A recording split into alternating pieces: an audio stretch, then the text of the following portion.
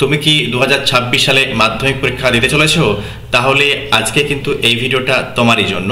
দেখো, এই ভিডিওর মাধ্যমে আমি আজ আলোচনা করতে চলেছি তোমাদের রাইটিং সাজেশন কি আসতে চলেছে সেই সম্পর্কে, অর্থাৎ সম্ভাব্য রাইটিংয়ের আমি ভিডিও নিয়ে আজকে হাজির হয়েছি। তো চলো শুরু করা যাক।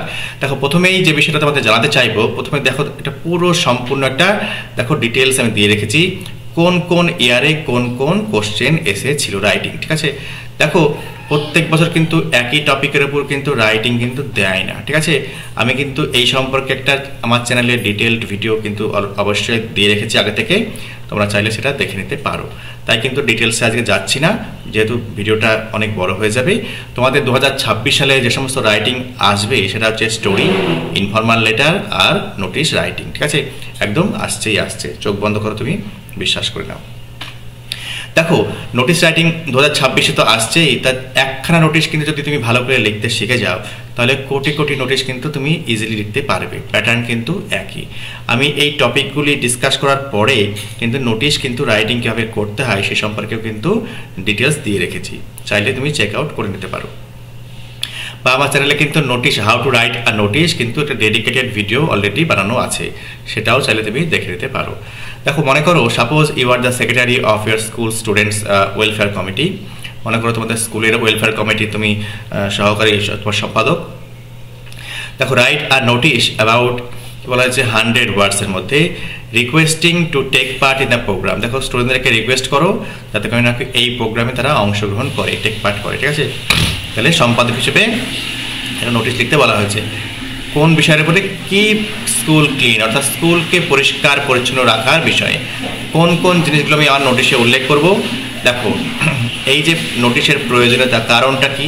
ঠিক আছে, এই যে প্রোগ্রামটা করা হবে সেই প্রোগ্রামের কারণ কি, ডেট টাইম কবে হবে, cleaning materials and tools to be used, কোন কোন ম্যাটেরিয়ালস এবং যন্ত্রপাতি ব্যবহার হবে, methods to be applied to make the programme successful. ঠিক আছে, কোন কোন মেথড অ্যাপ্লাই করা হবে এই প্রোগ্রামকে সাকসেসফুল করতে। ঠিক আছে, নেক্সট দেখো, সেফ ড্রিঙ্কিংয়ের উপরেও কিন্তু একটা নোটিশ লিখতে বলা হয়েছে। দেখো, a reputed doctor of your locality has agreed to visit your school and deliver a lecture. দেখো, একজন বিশিষ্ট ডাক্তারবাবু তোমার আশেপাশের অর্থাৎ স্থানীয় যে এলাকার বিশিষ্ট ডাক্তারবাবু তোমার স্কুল পরিদর্শনে রাজি হয়েছেন এবং সে কিন্তু একটা তার মূল্যবান বক্তব্য রাখবেন কিসের উপরে? সেফ ড্রিঙ্কিং ওয়াটার, অর্থাৎ পরিষ্কার পরিচ্ছন্ন নিরাপদ যে পানীয়, সেই পানীয় জল কিন্তু সম্পর্কে কিন্তু উনি একটা ভালো বক্তব্য রাখবেন। তো সেই সম্পর্কে কিন্তু একটা অনুষ্ঠান বা স্কুলে হবে, তো সেই সম্পর্কে নোটিশ একটা লিখতে বলা হয়েছে। কোন কোন জিনিস আমি এখানে উল্লেখ করবো? Date, time, venue, name of the doctor, necessary of the types of lecture, attendance compulsory. ঠিক আছে, তো এই জিনিসগুলো কিন্তু আমি আমার নোটিশে উল্লেখ অবশ্যই করব। নেক্সট দেখো, বলছে ব্লাড ডোনেশন ক্যাম্প, এই সম্পর্কেও একটা নোটিশ আসে, খুব পরীক্ষায় দেয়। তারপরে দেখো, অ্যান আই ট্রিটমেন্ট ক্যাম্প, ঠিক আছে, এটা সম্পর্কেও আসে। তারপরে দেখো কি বলছে, শিক্ষামূলক যে ভ্রমণ তোমার স্কুল আয়োজন করেছে, তো সেই সম্পর্কেও নোটিশ কিন্তু দেয়। তো এইখানেও আমি কোন কোন বিষয় উল্লেখ করব? দেখো, এক্সপেক্টেড ডেট অফ রিটার্ন, কবে আমি মানে ফেরত আসবো, প্লেস অফ অ্যাসেম্বলিং, কোথায় জমায়েত হব, থিংস টু বি টেকেন, কোন কোন জিনিস নেব, car in which journey should be made, কোন কারে জার্নি করা হবে, গার্ডিয়ানস কনসেন্ট লেটার, অভিভাবকদের সম্মতিপত্র, রুপিস টু বি সাবমিটেড, দেখো কত টাকা জমা দিতে হবে স্কুলের কাছে, to whom to be submitted, কার কাছে দিতে হবে, লাস্ট ডেট অফ সাবমিশন। এই পয়েন্টগুলো কিন্তু উল্লেখ করে লিখব। দেখো, নোটিশে কিন্তু হিন্টস কিন্তু দেওয়াই থাকে, সেই হিন্টসগুলি কিন্তু প্রত্যেকটা ডেভেলপ করলে কিন্তু একটা সম্পূর্ণ নোটিশ তৈরি হয়ে যাবে। নেক্সট কি বলা হয়েছে? দেখো, suppose you are the headmaster of your school, মনে করো তুমি তোমার স্কুলের হেডমাস্টার মশাই, কল্পনা করো, as a part of disciplinary measures, কি বলছে, ডিসিপ্লিনারি মেজার্স হিসেবে কি বলছে, একটা নোটিশ ইস্যু করতে বলছে, জারি করতে বলছে। ঠিক আছে, all the students what is or কি বলছে, are not allowed to be carried inside school premises. দেখো, স্কুল চত্বরে কোন কোন জিনিস নিয়ে আসা যাবে, কোন কোন জিনিস নিয়ে আসা যাবে না, সেই সম্পর্কে একটা নোটিশ কিন্তু লিখতে বলা হয়েছে। ওকে, নেক্সট দেখো কি বলছে, ট্রি প্লান্টেশন প্রোগ্রাম, এই সম্পর্কেও নোটিশ কিন্তু খুবই দেয়। তারপরে কি বলা হয়েছে, একটা কুইজ কম্পিটিশন বা ইন্টার স্কুল যে টুর্নামেন্ট হতে পারে বা তোমার স্পোর্টস হতে পারে, সেই সম্পর্কেও অনেক সময় নোটিশ দেয়। তো মোরাললেস কিন্তু একই। দেখো, কি করে নোটিশ আমরা লিখবো সেই সম্পর্কে চলো একটা দেখে নেওয়া যাক নমুনা। প্রথমে আমি দেবো কি, স্কুলের নাম, এখানে একটা ইমাজিনারি স্কুলের নাম দিবে। দেখো তোমাদের নিজের নিজের স্কুলের নাম কিন্তু এখানে দিবে না, এবিসি স্কুল লিখতে পারো এখানে, যাতে প্রাইভেসি বজায় থাকে, ঠিক আছে, যাতে এক্সপোজড না হয়ে যায়, যার জন্য একটা ইমাজিনারি একটা স্কুলের নাম দিবে। তারপরে নোটিশ কথাটা মোটা মোটা অর্থাৎ ক্যাপিটাল লেটারে লিখতে হবে। তারপরে নোটিশের যে সাবজেক্ট সেটা কিন্তু সিঙ্গেল প্যাকেটের মধ্যে লিখতে হবে। এরপর দিব নোটিশের একটা রেফারেন্স নাম্বার, এখানে কিন্তু একটা রেফারেন্স নাম্বার থাকে, আর তারপরে এই ডান দিকে একটা ডেট থাকে। নেক্সট দেবো কি, এবার নোটিশের যে লেখার যে বয়ান, দেখো all the students of our কি বলছে of our school are hereby informed that our school is going to organise a tree plantation programme.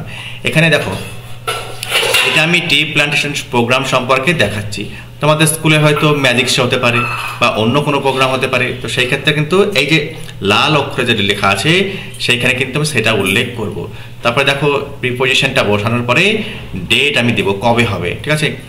Next point আমি কি উল্লেখ করব, the programme will start at around, দেখো প্রোগ্রামটা কখন শুরু হবে এবং কতক্ষণ পর্যন্ত চলবে, তার মানে সময় এবং ডিউরেশন অর্থাৎ কতক্ষণ পর্যন্ত চলবে সেই সম্পর্কে পরের লাইন লিখতে হবে।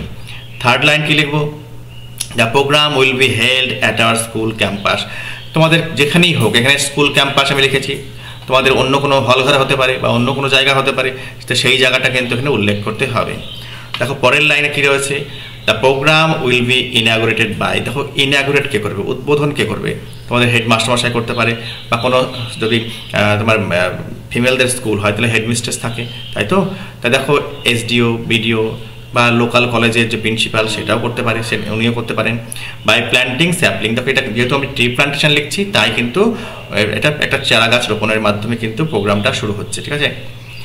নেক্সট কি বলা হচ্ছে, students in different groups will then plant 500 saplings in and around school compound, অর্থাৎ এখানে কিন্তু আমি কন্টেন্ট সম্পর্কে কিন্তু আলোচনা করলাম।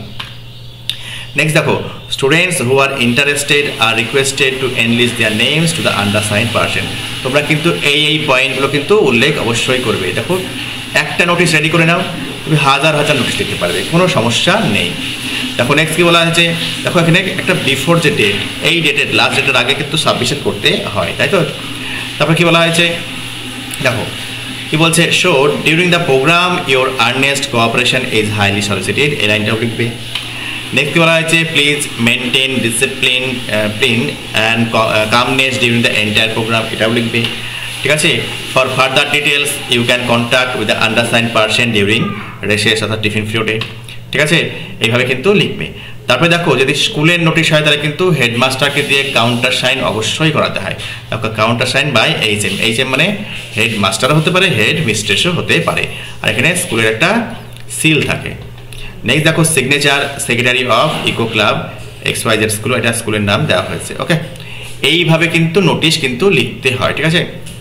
আশা করি তোমরা বুঝতে পেরেছো। যে নোটিশের টপিকগুলো দিয়েছি সেগুলো তোমরা রেডি করে নাও, তাহলে আর কিছু করার প্রয়োজন পড়বে না। এই নোটিশটা করলেই কিন্তু যে কোনো নোটিশ ইজিলি লিখতে পারবে, ঠিক আছে। চলো পরের রাইটিং আমরা যাবো। দেখো এবার কিন্তু 2026 সালের মাধ্যমিক পরীক্ষায় কিন্তু স্টোরি রাইটিং আসছে। দেখো আমি বিশেষ দেখো টপিকগুলো কিন্তু বাছাই করে কিন্তু তোমাদের জন্য দিয়েছি, ঠিক আছে। পরীক্ষার যে প্যাটার্ন যদি তোমরা ফলো করো, তোমরা কিন্তু ছেলেবেলা থেকে যে সমস্ত স্টোরিগুলো জানো সেগুলোই কিন্তু পরীক্ষায় আসছে ইদানিং, ঠিক আছে। দেখো two friends and a bear, এই গল্পটা তোমরা তো জানোই। তারপরে দেখো two cats and a monkey, ঠিক আছে, এটাও তোমরা জানো। আ ফক্স অ্যান্ড গোট, এটাও তোমরা জানো। তারপরে দেখো the English sailor and the caged bird, এটা তোমরা পড়েছো অলরেডি। দেখো Newton and his dog, a tailor and magician. দেখো who is to bell the cat, বিড়ালের ঘোড়ায় ঘন্টা বাঁধবে কে, ঠিক আছে। A forgetful scientist, a shepherd boy and his false cry, a farmer and three sons. দেখো এগুলি করলেই মোটামুটি স্টোরি কিন্তু তোমরা পেয়েই যাবে, ঠিক আছে। তোমরা যে কোনো স্টোরি কিন্তু ইজিলি কিন্তু লিখতে পারবে। চলো এবার ইনফর্মাল লেটার অর্থাৎ ব্যক্তিগত চিঠি, এবার কিন্তু ইনফর্মাল লেটার কিন্তু আসছে, ঠিক আছে।